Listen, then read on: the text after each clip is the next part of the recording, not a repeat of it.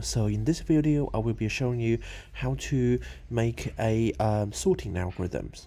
Now, I will be using IntelliJ in this video, and the IntelliJ IDE is one of the most powerful and one of the most common used IDE if you're going to be programming in Java.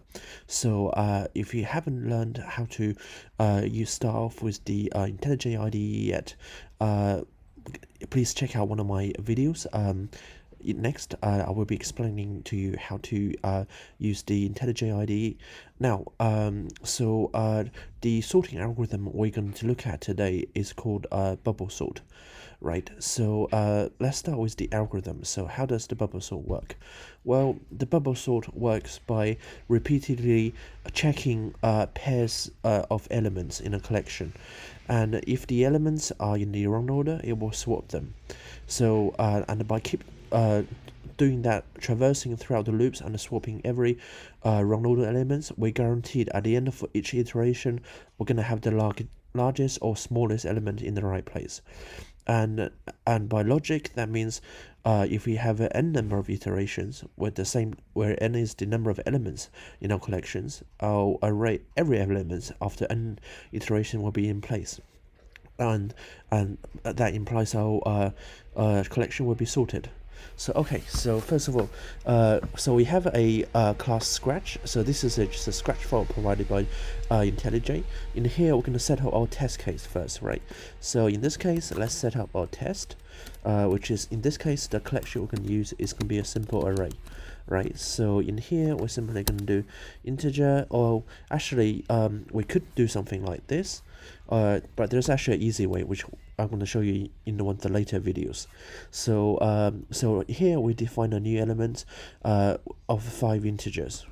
So now we're going to populate our elements by doing something like this. So the reason of this, we're doing this for loop, is just to initialize our element. So how we're going to initialize it? Well, we could do something like 5.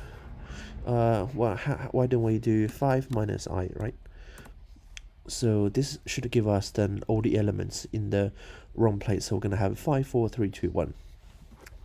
Right. So now we have set our test space. The next thing we want to do is to write our functions. Right, so the function we're looking at today is called BubbleSort. So first of all, let's set up the signature of the BubbleSort. So BubbleSort, and it's going to take an integer array which we'll call A.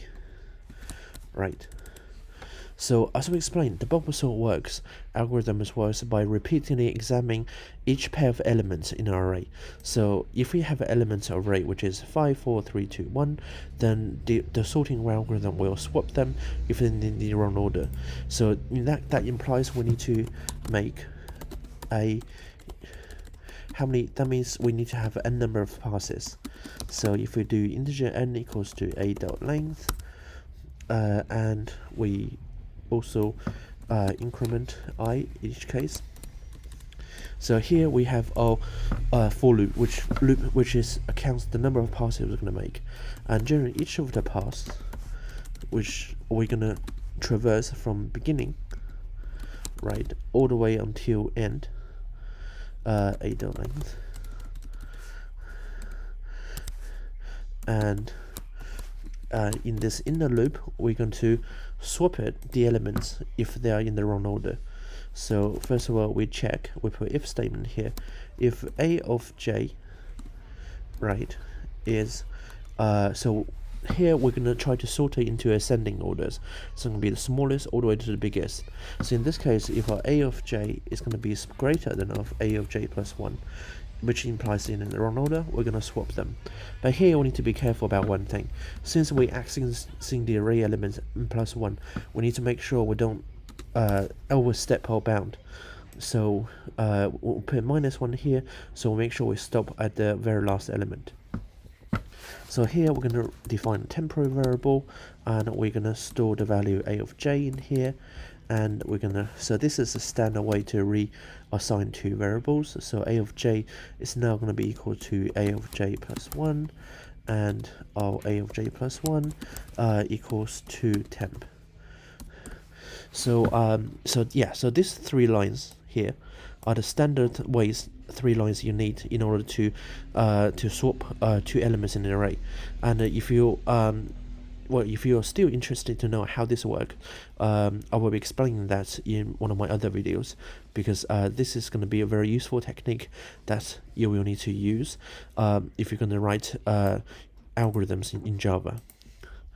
Okay, so so basically we traverse the array and we swap it if it's out of order. So now we can, and that's it, and that's everything is about BubbleSort algorithm. So hopefully we can now, our BubbleSort algorithm will work. So let's create an object in order to test it. So let's create an object called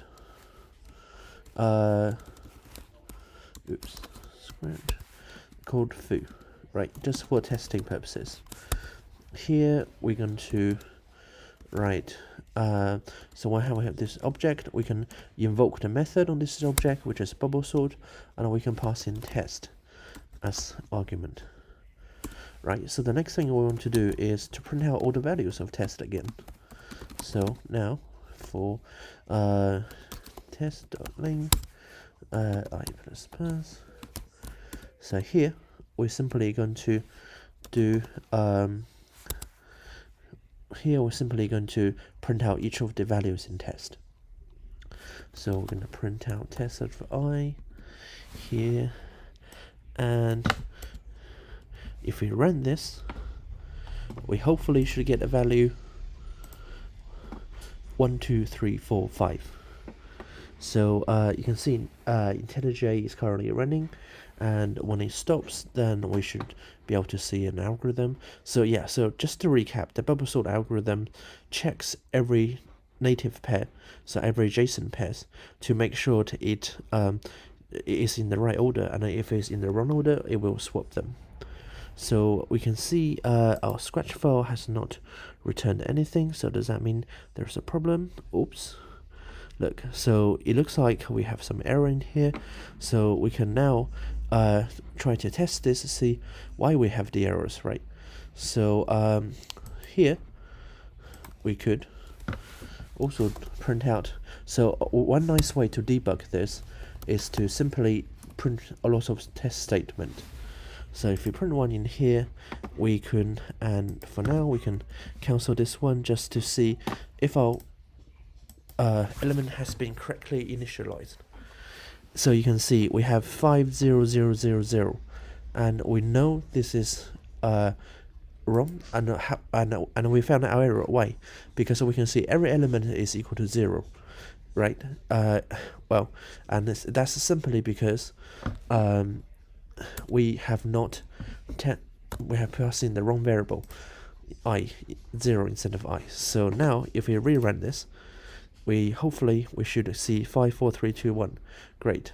So now we have this element out of the way. We can uncomment our code and see if our algorithm will works.